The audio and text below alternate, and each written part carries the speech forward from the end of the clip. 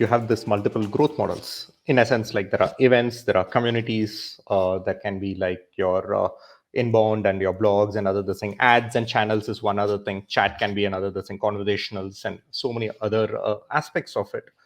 All of these center around the customer or the people around the customers. So there are multiple buyer personas.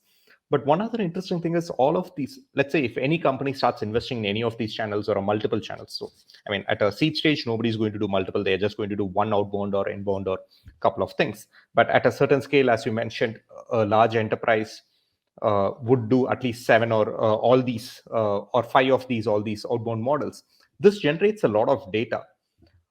Is there a huge AI opportunity by picking out signals from all these different kinds of GTM models, then combining them and then plan interventions around?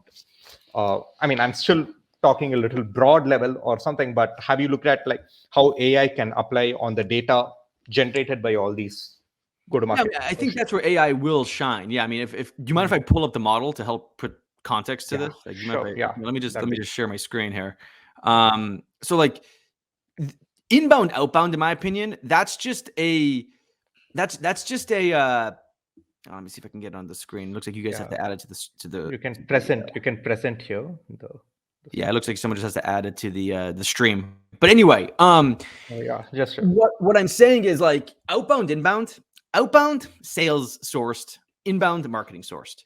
That to me is like, that's what that means. Like I don't like the terms inbound, outbound as a way to think about go to market anymore. Like I think they're way too high level.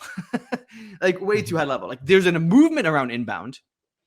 Inbound is about how do you bring people into your company in a way that is helpful, human? How do you attract them through all these different means now? How do you engage them? How do you delight them? That is inbound, right? But like now it's inbound's become way more complicated, because of everything we already talked about. So when you look at these 7 different motions in people first go to market, it's going to help your inbound a lot. It's going to make your inbound super more powerful, no doubt.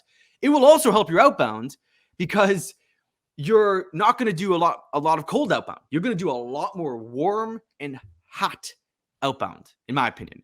So when you think about this, you're right. It's going to create a lot of data, like especially when you think about the first party data and the second party data that you can get from all this.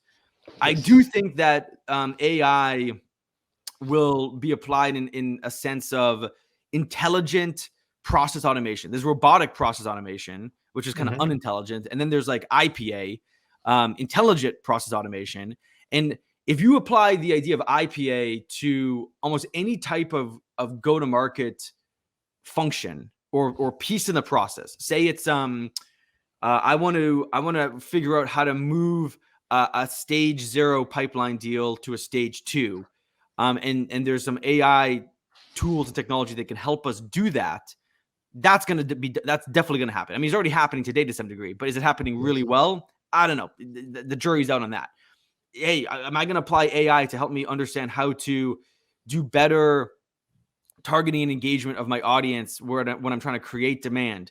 Yeah, there'll probably be, like I was saying, a new channel even created that's going to help someone do this, right? So I think your question about like data, there's going to be more and more data than ever before. In fact, I have another slide that shows how much data is going to increase over the next like few years. It's exponential growth.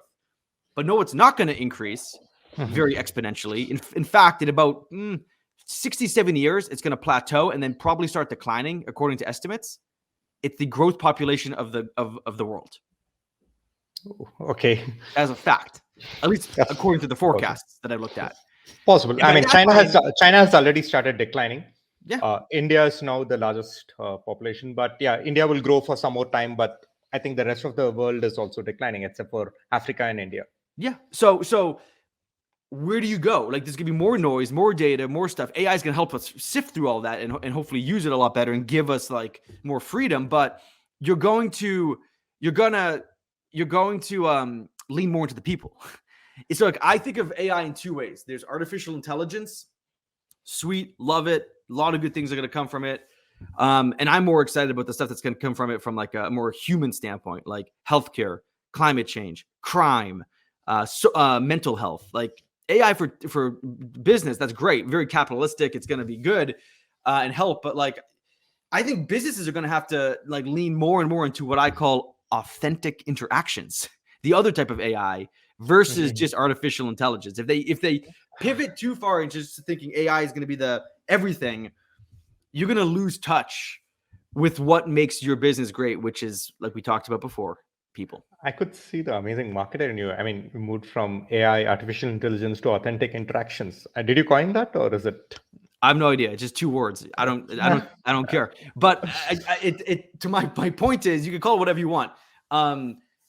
Genuine interactions, helpful interactions. Like it's really about it's about like leaning into the human side of what ultimately is going to decide, the success of your business, at least right now. I mean, is there a world where AI buys AI? Probably.